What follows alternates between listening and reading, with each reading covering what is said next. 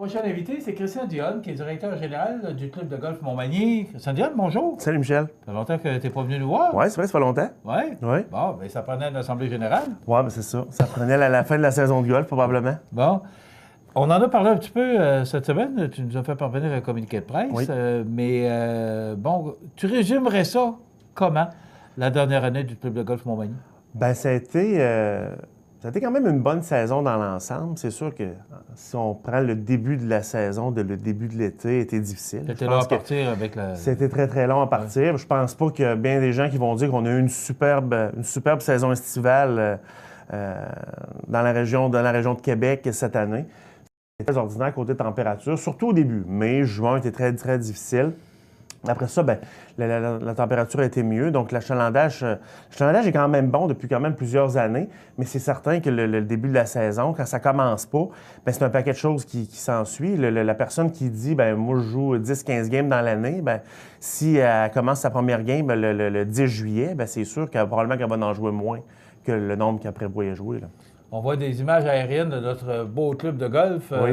C'est beau, hein? C'est en plus l'automne. Là. En plus, là, les feuilles n'étaient pas tombées. En plus, là, c'est super beau. Là. C'est regarde, vraiment, c'est beau. Ouais. Ah, quelles belles images.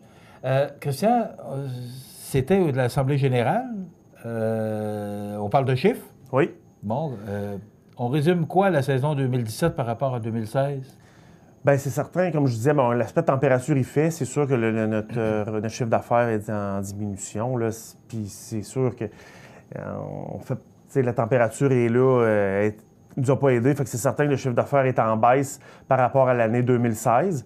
Par contre, on s'est bien repris à la fin, ce qui nous a permis de nous maintenir. Puis les gens me posaient la question souvent en juillet, en août.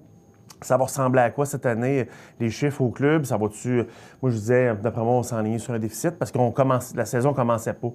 Mais à l'automne, on a commencé à, comme on dit... on a tellement eu un beau mois de septembre. On a quand même eu un beau mois de septembre. Ça a permis, à quelque part, je ne dis pas de récupérer, mais à quelque part de se maintenir à flot. Puis quand les semaines passées en septembre, je me suis dit, je pense qu'on va peut-être probablement être bon pour couvrir nos dépenses, puis c'est ce qui est arrivé. Les revenus ont couvert les dépenses, puis on est quand même très satisfait de ça, parce que en plein cœur du mois d'août, je vous aurais dit probablement qu'on allait faire un déficit quand même de plusieurs milliers de dollars. Quand on parle de déficit, est-ce qu'il y a lieu de s'inquiéter? On sait que les clubs de golf, les centres de ski, bon, toutes ces activités-là sont un peu menacées. Est-ce que le club de golf Montmagny, Christian, est en danger? Il ne l'est pas. Mais c'est sûr que le golf vit une période difficile. Moi, je pense que les pires années sont peut-être passées. Il en reste encore à venir. Ce qui arrive, c'est qu'on pose des gestes maintenant. Les clubs de golf, Golf Québec, qui est l'association un peu qui régit le golf au Québec, pose des gestes maintenant qu'ils auraient probablement dû poser il y a 10-15 ans. Mais il y a 15 ans, je ne sais pas si tu as remarqué cet été, le Golf Québec fait beaucoup de publicité, sortez golfer, comme quoi c'est plaisant de jouer au golf, et de jouer au golf en famille, pour prôner aussi l'activité sportive et tout ça. Changer un peu l'image aussi. Changer un peu l'image. C'était peut-être un peu sec fermé. Sec fermé, ça a changé beaucoup. Là. Ben oui, ça l'a changé beaucoup. Fait que, tu sais, ça, ces gestes-là auraient dû être posés, moi, je pense, il y a quand même 10-15 ans. Là, je ne juge pas pourquoi ça a été fait, parce que ça n'avait pas été fait parce que, veux pas, les clubs de golf étaient pleins. Si tu prends la fin des années 90, début 2000, les clubs de golf, il y avait plein de membres. Pourquoi investir dans la jeunesse quand je n'ai pas de place de toute façon à les faire jouer? Mon terrain est plein du matin au soir.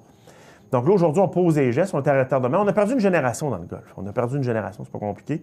Là, on tente d'aller les rechercher, de la récupérer. Il y a beaucoup de gestes qui sont posés. Et le golf, moi, je pense qu'il va de mieux en mieux. Il va aller de mieux en mieux, mais c'est sûr, on est encore dans des années charnières, c'est certain. Maintenant, à l'Assemblée générale, il a été décidé de changer ça de bord, changer de côté, vous vous êtes trompé. Et là, on l'a déjà fait. Oui, bien sûr. Il y a plusieurs années. Bien sûr, bien sûr. Et là, on décide de rechanger ça encore. Oui. Pourquoi? Le pourquoi est bien... J'explique aux gens, là.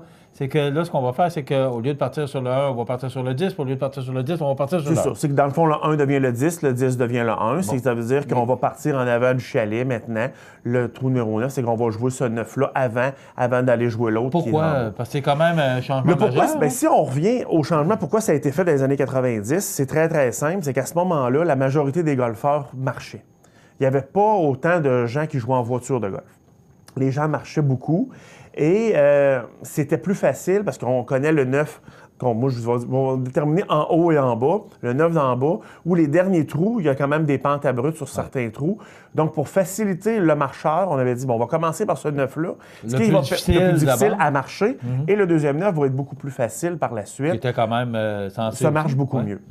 Aujourd'hui, on a 80, 85, puis je pourrais même étirer à 90 des gens qui jouent en voiture. À Montmagny, du moins. C'est pas une tendance générale. Je ne dirais pas que c'est tous les clubs de golf dans la région de Québec qui sont comme ça. Il y a des clubs où il y a plus de marcheurs que de joueurs en kart.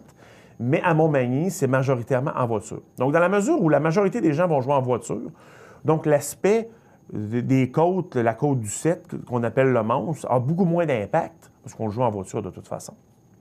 Et pour nous, c'est beaucoup plus facile de partir en haut.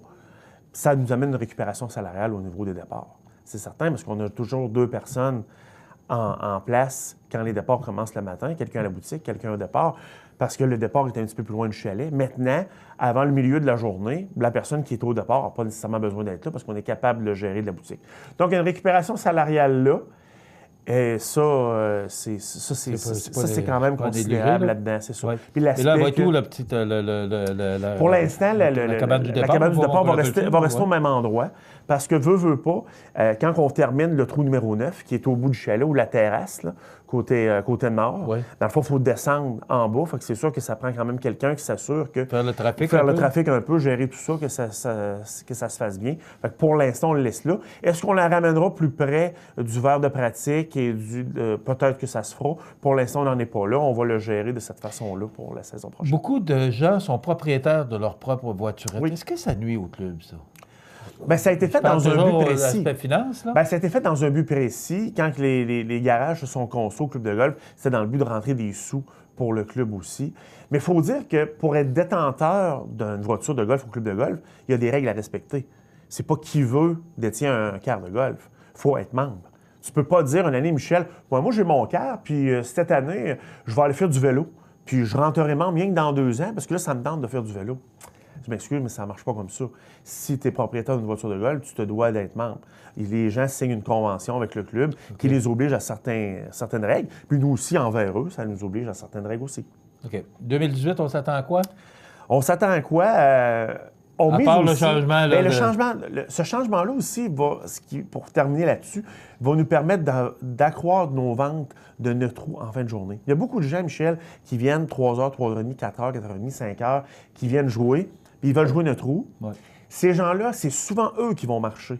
Et souvent, ils vont nous dire, peux-tu partir en haut? Ben non, vous allez en bas parce que là, les gens croisés encore, vous allez couper des gens, vous ne pouvez pas. Mais là, on va le faire. Donc, la gestion des 9 trous de fin de journée va être... Très bonne. Ça, je l'avoue. Moi, j'en suis un qui a le temps, souvent, en fin de journée, d'aller jouer à 9. Puis de me payer le 7. C'est ça. Ça le 7, je ne sais pas si vous vous souvenez, au début des années 60, il y avait un ascenseur. Ça vous donne une idée que le 7, ça montait considérablement. C'est ça, les années 70 est encore là, puis l'ascenseur est encore là, la cage d'ascenseur est encore là dans le bois aujourd'hui. Oui, la cage est là. Mais c'est sûr, ça fait quand même plusieurs années que ça n'existe plus. Pour vous montrer aux gens on montre qu'effectivement, c'est une bonne pente abrupte.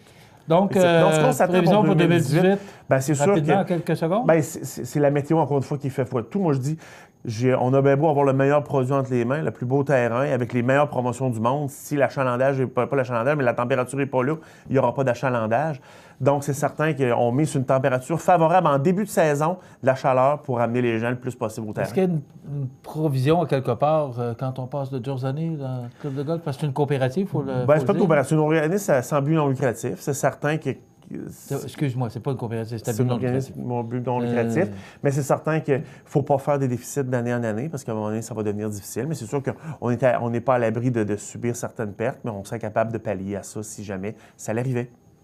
Bonne saison, mon ami. Merci, Michel. On va sûrement se croiser j'espère bien. Au golf aussitôt que ça va ouvrir. Oui. Un beau club en passant. Je vous le dis, là, on a de quoi être fiers d'avoir ce club de golf-là chez nous. C'est tellement beau. Là. Vous avez vu des images. Là. Oh, on a une belle richesse à Montmagny. Oui. Au niveau touriste aussi, c'est très bon.